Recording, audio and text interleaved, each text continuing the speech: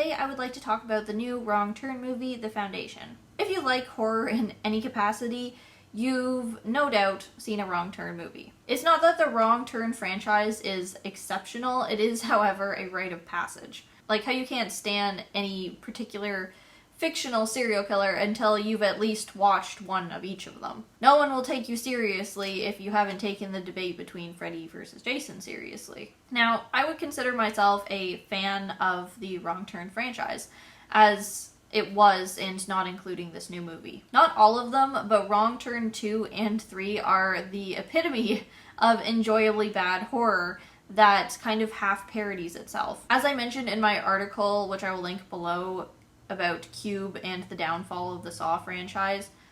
Oh, and I guess I made a video about it. I'll link that in the description too. Much like Saw, the Wrong Turn movies should have quit while they were kind of ahead. And I say that including the new movie this time. The Foundation was announced as a reboot in the 7th installment of the Wrong Turn franchise, but I'd like to agree to disagree with the production company on that one. Just because they own the rights doesn't mean they did the franchise any justice or that it really belongs to the Wrong Turn franchise. Kind of like how the last video that I did, Fate the Winx Saga, isn't really about the Winx Club franchise. Overall, my stance on rebooting and adding installments to a franchise is kind of that attaching a new piece of content to a pre-existing franchise is a marketing strategy. No more, no less. It does not inherently give the new media value to the franchise. It has to earn that by honoring the original content. And The Foundation did not do that. And the problem with saying that is that The Foundation was not a terrible horror movie. It had good acting, setting, and particle effects. It was also, however, completely neglectful of the franchise that it chose to align itself with. So let's talk about the kind of core values of the Wrong Turn franchise. So The Foundation, to summarize, is a movie about a group of young campers going off trail on a nature hike, getting lost, and inevitably falling prey to devious traps in the forest set by a society of huntsmen. The thing that it shares with the Wrong Turn franchise thus far being lost protagonists, deadly traps, dangerous community of tree people, forest people, the wilderness men. These core elements of the Wrong Turn franchise remain true, but they don't honor the pre-existing characters and environment of the Wrong Turn movies. The Wrong Turn movies, until this installment, focused on 3 murderous cannibal hillbilly brothers and their branch of the family and or heritage. These characters were entirely absent, and honestly, I don't think that anyone expected them to make an appearance in this movie.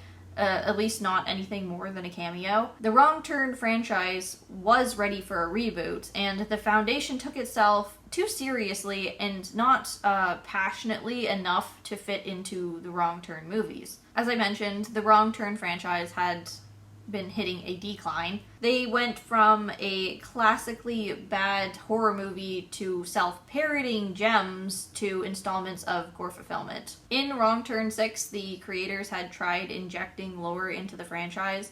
After losing themselves for a while, introducing fans with little plot and lots of cannibal shenanigans, they tried to revisit and recontextualize the 3 brothers from the Wrong Turn films. The brothers took a back seat in Wrong Turn 6 as horror enforcers rather than the main plot, focused on the circumstances which created such monsters. We saw the characters evolve from mindless murderers to the product of deep-rooted lineage. A family capable of rational thought and communication that chooses to commit horrible murder or for fun, and a sense of birthright, purity, and superiority. Basically, the Wrong Turn hillbillies went from basic monster status to something a bit more cult-like. I think we all wanted a bit more of that coming into the Foundation, but at the cost of achieving a more prominent, civilized community to terrorize our protagonists, we lost what made the original Wrong Turn movies great. The Wrong Turn movies were pretty classic horror staples because they weren't trying to say something. There was nothing political about the Wrong Turn brothers, unless, of course, you'd like to argue it was a franchise that demonized inbreeding and stigmatized a specific region's people as inherently hick-like. It definitely did that, but it wasn't pushing an agenda. The Foundation, because it chose to focus on a community of entirely competent, non-demonized, at least not through their appearance or lack of intelligence, people. We lost the freedom to lose ourselves in the horror which Wrong Turn is accustomed. Yes, of course, there are brutal, deadly traps and tension in forest hunts, but the Foundation elevated itself away from the plane of simple aspects the Wrong Turn franchise used to achieve its staple horror franchise status. It made a choice to kill and torture under the pretext of something rational. The Foundation, as the society in the movie, The Foundation, is a cult intentionally isolating itself and acting to keep itself pure from the outside world. It's a self-sufficient commune with equal rights and a judicial system. This completely rewrites the tone of the movie from what Wrong Turn movies had been thus far. We've never been asked to question whether the Odette brothers had a moral high ground before. The Foundation removed cannibalism as an inherent, inarguable evil and injected the antagonist's ability to have moral reasoning with the main characters, which goes entirely opposite to the mindless murdering spree capable of the Odette heritage line. So in that, we had a tone shift and also a shift towards more modern horror. Still in the realm of horror, of course, the Foundation chose to take viewers on a path of psychological thriller horror rather than strictly gore horror. It became more about what humans with the ability to reason and communicate will do to one another as the horror, rather than protagonists finding themselves up against a foe that is essentially a monster. There's no way or need to reason with a monster.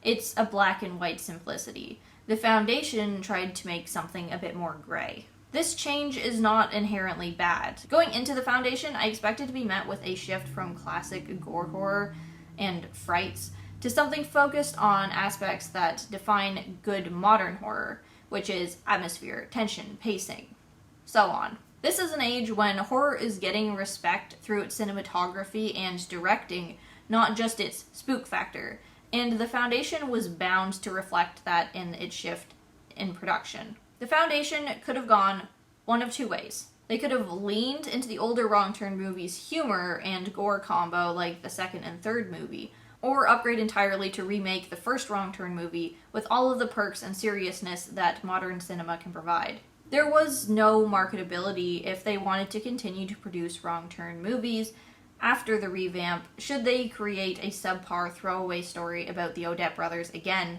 without a hook of a better plot or production. Unfortunately, the Foundation aimed for the latter and fell entirely flat. Where it could have succeeded in the franchise by subverting our expectations of the monstrous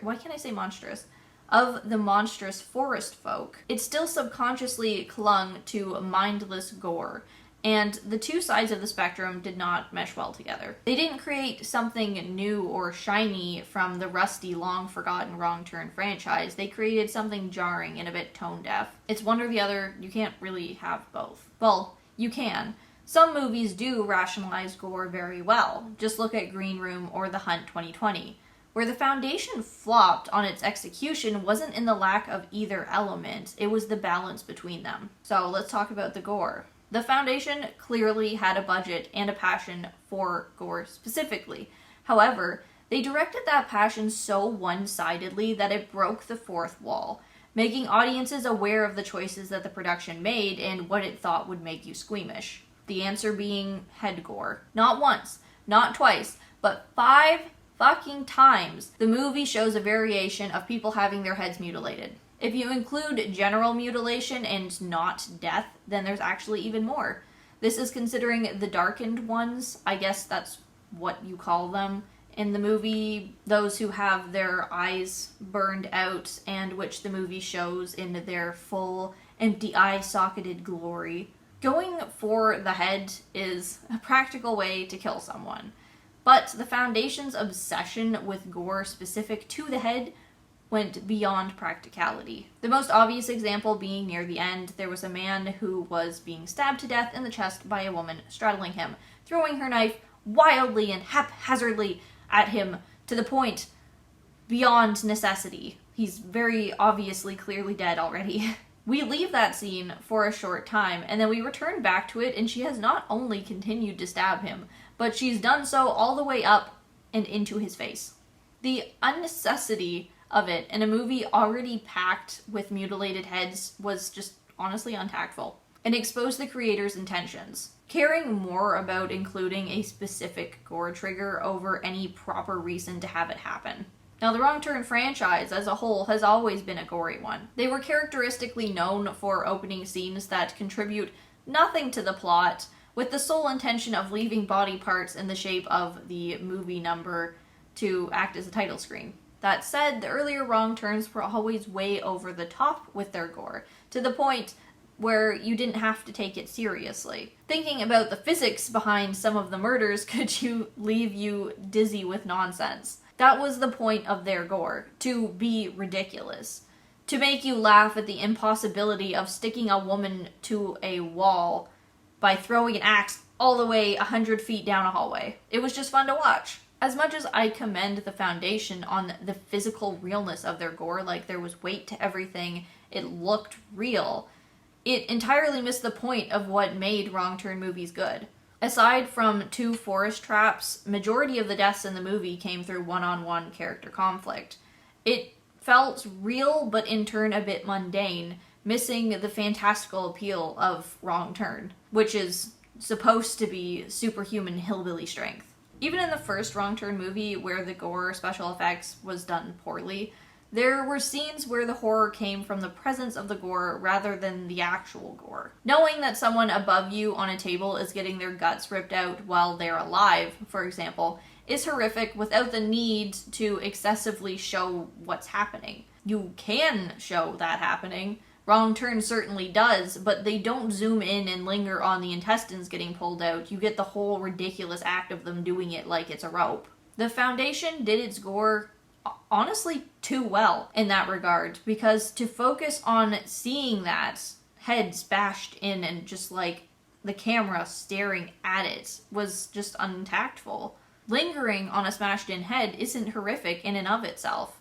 It's just gross and unsettling. Only the act of how it happens is scary, or if there is a continued elongated sequence of it happening. Being so focused on heightening the Foundation with the special effects to stand up against modern horror expectations, it kind of overdid itself and became apparent in its intentions and therefore hard to enjoy. I'd say that we've pretty well established a few key differences from the Wrong Turn franchise at large and the Foundation so far. As much as it reflected some of the core elements of Wrong Turn, the Foundation decided to introduce a new form of antagonist, one guided by founding principles over chaotic evil intent. This was an attempt to raise the Wrong Turn franchise to something more mature, that could both stimulate thriller lovers and placate mindless gore porn addicts. As we've dissected their overuse and style of gore compared to previous Wrong Turns, it definitely needs to be addressed the shift in opposing evil characters. I expected the Foundation in some ways to subvert our expectations of the Odette brothers. I thought they'd perhaps take a new viewpoint, humanize them, introduce a gray area protagonist from their side of the family. The world was the Foundation's oyster. I'm not going to criticize the Foundation from steering away from the Odette family. A new community was a welcome idea. Heck, they could have taken it to a different country, reinvented cannibal hillbillies in another cultural context. That would have been awesome. But because they chose not only to steer away from cannibal nonsense violence to an iteration of deadly forest folk with an agenda, I have been open to criticize them on that agenda. As much as this concept could have worked, it had to hold itself to the standards that it was setting. The obvious desire it had to reach above the reputation of the Wrong Turn franchise thus far. If you're going to shift the focus from random violence to justified violence, your argument's morals and rationale have to hold up. And quite frankly, they didn't. The biggest problem with the Foundation was that the underworking and logic behind the antagonistic society doesn't hold up with even the slightest bit of questioning. But that's the point of a rational villain, isn't it? To question yourself whether they're right in their own frame of mind, not question how in the hell they got from point A to point B. The Foundation set itself up as an intellectual horror movie, one that relies on interpersonal conflict spurred by the presence of deadly circumstances, but it devolves into something else. The Foundation as a community seemed intriguing, ready to throw us a curveball, show us through the realistic possibility that it presents. But as the movie plays out, things stop lining up. By the end, there were multiple instances where I was left asking, why was that necessary? And the answer was little more than for the spooks. A film that had promise of a well-rounded horror thriller overlaid itself with tacky horror elements that didn't quite fit. For example, the excessive fixation on smashed-in heads. Here's a few glaring questions that I had about the movie at the end that keep me awake at night.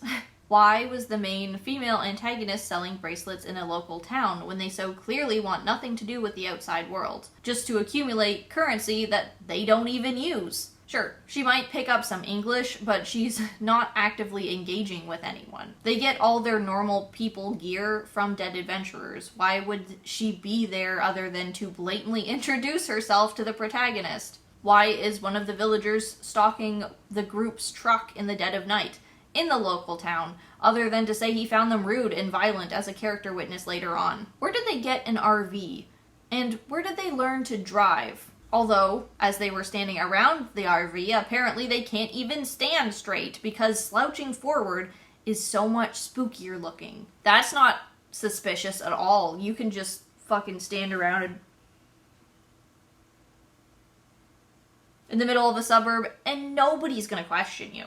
Why would Foundation members bother kindly dropping an unconscious traveler back at the road to be found when they show no qualms killing them with deadly traps, even at a safe distance from their commune? They're shown as both providing reasonable deterrent from trespassing and indiscriminately murdering others that get equally close. It's just a matter of chance, it's not a matter of justice. Even though they have a court system, and they care very much about injustice. Don't get me started on their judicial hypocrisy. Why does a self-sustaining community keep eyeless people around? Are they not a waste of resources? How is that any worse than killing them? I can see keeping the women for breeding, which they address in the movie as a factor in their decisions, but they also keep the men. Pretty illogical, if you ask me. Especially considering that if they did escape, because there is a way out of the cave that they are kept in, or dungeons, then they can still talk and expose their brutal methods to the outside world. During the trial, we are meant to question the protagonists. Did they murder a man for no reason because he was wearing spooky attire? The judge makes that point, and to their knowledge, the Foundation had done nothing to them, and therefore they were the evil ones in that situation. This was a good moral base on which to subvert our cannibal hillbilly expectations, to present us with a morally gray antagonist that was immediately undermined by the Foundation's other practices. Disregarding circumstance and claiming justice, brutal execution and torture while not batting an eye, practicing slavery while preaching equality, indiscriminate murder / mutilation of trespassers when they have the means and enough knowledge of the outside world to sanction themselves as a preservation and continue undisturbed in a peaceful manner. Anyway. On top of all of these world-building questions, the Foundation at a certain point seemed to decide what plot points it wanted and stopped caring about how it got there. That was the biggest disappointment of this elevated wrong turn movie. They cut out the protagonist's father actually making his way to the commune without dying, despite no skills in the forest and his more experienced guide being killed off by their traps, literally hours beforehand. Very brutally. You have to assume from that spot onwards the traps only intensified in density, and yet he was unscathed. Because he had to get there, he had to start the conflict. The protagonist, in less than however many months that she was in the commune as their willing, reluctant new recruit, but that's what we're going to call her, she has somehow become a fighting machine. Although her only skill up until that point, or the skill that she defined herself by, was just having good communication skills. She learns archery and is miraculously good enough to shoot someone through the eye socket in the heat of the moment, and he's wearing a skull mask in the middle of the night. The eyeless people are shown as starving, and as soon as they're released, they immediately start eating one of their captors, who is already dead on the floor. Why wait? Why only eat the oppressor? Aren't you starving? Why don't you eat each other? Why were there no signs of you being eating each other in the caves? And if you're not starving and this is simply an act of vengeance, is it just cannibalism for vengeance? It's all these little nonsensical elements that come together on top of a movie that wants to be a gore horror elevated to a horror thriller that makes it kind of tone deaf. If you were really a well-constructed movie, it wouldn't have all these elements that feel thrown in for the sake of being there or being edgy. I feel like the perfect expression of the Foundation as a whole can be seen in the end credits. The protagonist crashes the RV the Foundation members use to drive out into civilization to reclaim her, and she brutally murders them in the streets, and walks off screen. The frame stays on the crashed RV, with no movement. As the credits start to roll, we expect it to fade to black, but the RV stays the background, and some all too obvious horror soundtrack starts ramping up. There seems to be one of two options, again. There is going to be some hint of a sequel to come, which is why we're lingering on the RV. Say the main villain man actually survived, or literally anything, like the hint of a sequel. Or the other option is that there's going to be a jump scare. If it's the latter, the intentions of the music is so obvious that it makes an actual jump scare impossible. We expect it. The only reason horror score works is if it's done seamlessly. It hits you when you least expect it. You don't realize that it's been ramping up this whole time, and then all of a sudden, bam! I should have saw this coming, but you didn't, and that's why it's scary. But what did we get? Neither. We got neither. The horror music that rose to a climax tapers off, and nothing happens in the background. We fade to black peacefully, after staring at the RV for minutes on end and horror music ramping up for no reason. Some cliffhanger, huh? This ending encapsulates everything bad about the Foundation. It was a movie made to profit off of a pre-existing franchise that had resources and a knowledge of horror and yet used the elements of them unequally and therefore poorly. What was the point of the end credits? It was for the spooks, I guess. In the end, the casual mention of the previous Wrong Turns featuring cannibal hillbillies is more of a slap in the face than a playful reference, because the Foundation can't hold up as a horror movie in its own right, without the famous name attached to it. I give the Foundation a 1.5 out of 5 stars. On our rating system, that means it was below par in every way. There were parts of it that seemed good. The gore was obviously technically good, but it wasn't scary. It didn't fulfill any of the pre-existing standards for a Wrong Turn movie. It wasn't fun, it wasn't parodying, and it was just a little too many holes in it. It was overall just a subpar horror movie, and that's all I have to say about it from this point forward. I had a lot to say about it, but that's all there is to say about it now. It's just actually a subpar horror movie.